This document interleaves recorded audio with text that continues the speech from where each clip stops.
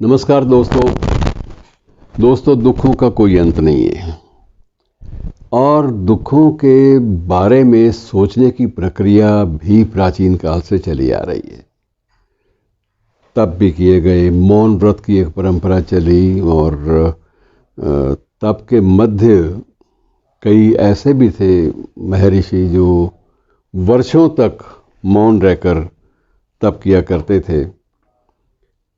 गौतम बुद्ध ने बाद में इस विषय में विशेष ऐसा शोध कार्य किया। शोध कार्य का मतलब यह था कि वो शोध भी एक तप था और उन्होंने इस बात का प्रयास किया कि शांति कहाँ से मिले, अहिंसा कैसे स्थापित हो, लोग मरने मारने पर जो उतारू हो जाते हैं बात बात पर, यह सिलसिला कैसे थमे और ज़िंदगी का मर्म जो है वो कैसे समझा जाए मित्रों। लेकिन उसके बाद भी अनवरत सिलसिला जारी है।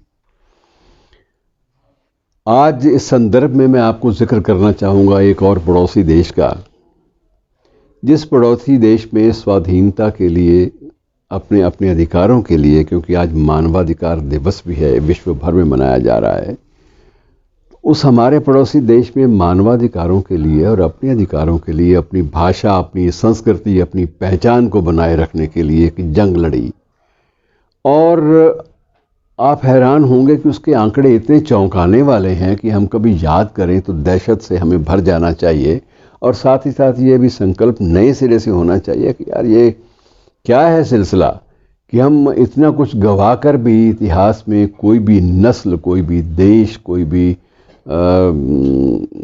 किसी भी तरह का जो सब कॉन्टिनेंट है वो कुछ भी सीखता नहीं है। मित्रों, मैं बात आज कर रहा हूँ बांग्लादेश की। बांग्लादेश, जैसे कि आप सबको मालूम है, जानकारी कोई नई नहीं है कि ये पाकिस्तान का हिस्सा था। ये अतीत में पूर्वी पाकिस्तान कहलाता था। सिर्फ भाषा के सवाल पर यह मामला शुरू हुआ था कि वहाँ जो बंगला भाषी समुदाय था उसने ये अपने जनादेश के द्वारा भी ये सिद्ध किया कि हम लोग बहुतायत में हैं, हम लोग बहुमत में हैं। हमारा जो देश है वो बहुभाषी भी है, लेकिन साथ साथ उसमें धर्म के अलावा भी चीज़ें होती हैं ज़िंदगी में। अब मुजीबुर रहमान, जो जिन्हें बंग बंधु भी कहा जाता है, वो भी मुस्लिम थे, नमाज वो भी पढ़ते थे। लेकिन जहाँ तक भाषा, पहचान और संस्कृति की बात है, वो बंग संस्कृति की बात करते थे। और जब पूरे पाकिस्तान में, जिनमें पूर्वी हिस्सा भी शामिल था, पाकिस्तान में पश्चिमी हिस्सा भी शामिल था, जब मतदान हुआ, जनादेश मिला, जनादेश में मुजीब को बहुमत मिलना ही था, क्योंकि वो अपनी एक पहचान विशेष के लिए जूझ रहे थे। हुआ क्या उसके सामने, आपके सामने है कि उसके बाद एक युद्ध लड़ा गया, जिसमें युद्ध जो है मुक्ति वाहिनी ने लड़ा। मुक्ति वाहिनी एक भारतीय सेना द्वारा समर्थित, भारतीय सेना के समर्थन से इस युद्ध में, इस गृह युद्ध में उलझी थी। और मित्रों, आप अंदाज़ा लगा सकते हैं उसमें कि 30 लाख लोग मरे थे। 30 लाख का आंकड़ा इतना भयावह है कि आपको किसी भी छोटे मोटे विश्व युद्धों की बात छोड़ दीजिए, वहाँ गणना में कई बार लोग भूल जाते थे, लेकिन एक देश में अपनी पहचान के लिए जूझने वाले, मर मिटने वाले लोगों की संख्या उस बांग्लादेश युद्ध में 30 लाख से ऊपर हो गई थी। और मित्रों, उससे भी भयावह आंकड़ा वो है जिसका मैं जिक्र करना चाहूँगा। मानवाधिकारों की हम बात सोचते तो हैं, लेकिन कहाँ है मानवाधिकार। आप इसी सदी में हमारे आसपास के इस हाल ही के इतिहास की घटना को ज़रा खंगालिए तो आपको मालूम होगा कि ज़िंदगी में बहुत कुछ है कि हमने खोया ही खोया है, हमने पाया नहीं है। जो विकास का क्रम चला है सभ्यता में, तहजीब में, संस्कृति में, वो एक स्वाभाविक प्रक्रिया का हिस्सा है। हमने अपनी ओर से कोई योगदान नहीं डाला। और मित्रों, उस युद्ध में जिसमें 30 लाख लोग मरे थे और 20 लाख से भी ज़्यादा, 20 लाख के तो आंकड़े हैं, 20 लाख से भी ज़्यादा महिलाओं के साथ बलात्कार के मामले सामने आए थे, दर्ज हुए थे। तो कितनी एक भयावह तस्वीर हमारे सामने आती है। और ये वही बांग्लादेश है जिसका राष्ट्रगान उसी शख्स ने लिखा जिसने हमारे भारत का राष्ट्रगान हमें दिया। गुरुदेव रविंद्रनाथ टैगोर का आमार सोनार बांग्ला जो है वो वहाँ पर भी प्रसिद्ध हुआ और यहाँ पर भी वही चीज़ें चली। और हमारा जो राष्ट्रगीत है वो भी गुरुदेव द्वारा रचित था। तो ये सारी चीज़ें जो हैं इतनी ज़्यादा सोचने पे मजबूर करती हैं कि हम लोग मानव होते हुए भी मानवीयता नाम की चीज़, मानवाधिकार नाम की चीज़, या जो एक सांस्कृतिक अस्मिता को बचाए रखने की तड़प, इस दिशा में हम क्यों नहीं कुछ कर पाते। ये सबसे बड़ी तकलीफ़देह बात है। और ये याद इसलिए आ रही है कि यही महीना था, यही दिन थे, यही दिसंबर था।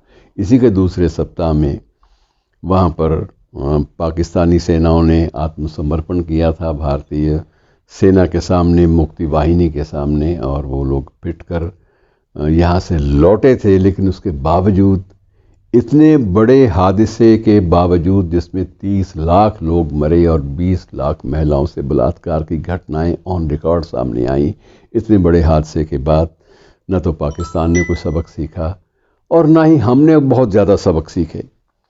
दिक्कत ये आ जाती है कि हम लोग जिन चीज़ों को अपनी पहचान का, अपनी अस्मिता का सवाल बनाते हैं, वो वास्तव में अस्मिता का सवाल नहीं होती।